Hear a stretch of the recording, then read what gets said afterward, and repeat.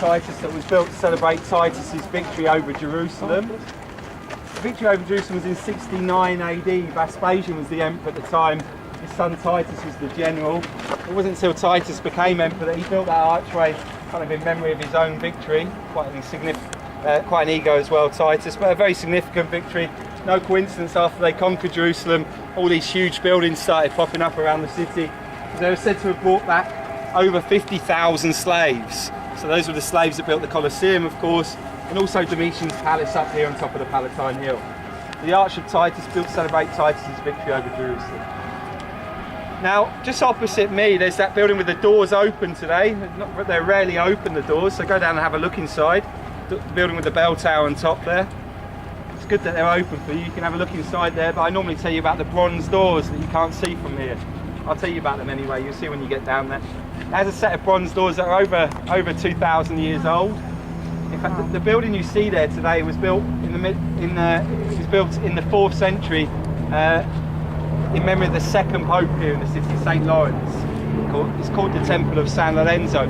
But originally there, before that was built, there was a building there, the Temple of Romulus, built in memory of the twin I told you about earlier. Built in the first major building to be built in the form around 200 BC.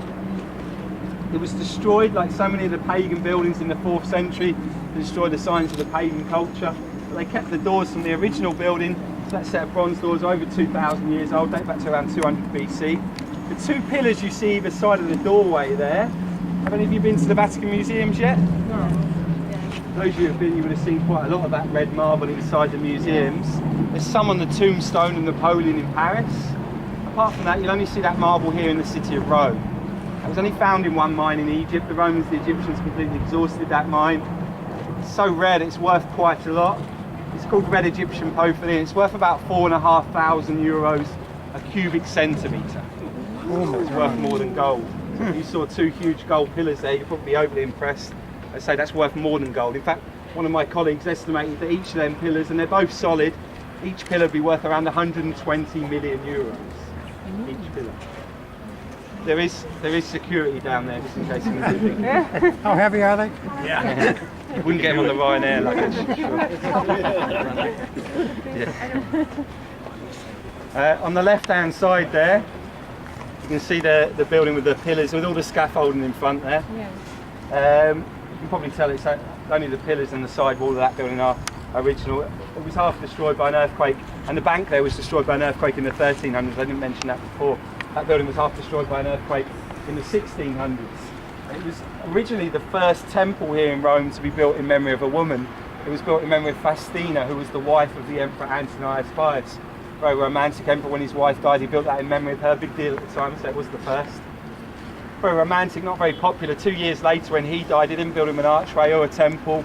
They quite literally took the name of his wife from the front of the building and replaced it with the Temple of Antoninus Pius and Faustina. Which is what it's known as today, the Temple of Antoninus Pius and Faustina.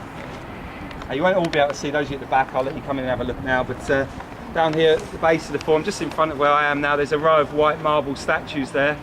In front of those statues there's a garden. There's a couple of ponds in the garden you can see from here. In the centre of that garden, that's where the eternal flame would have been. Around the outside of that garden there was the house of the Vestal Virgins. Okay, so those at the back, I'll let you come and have a look as well. Let's head over to the shade. I'll talk a bit more about the forum from the other side of the square here.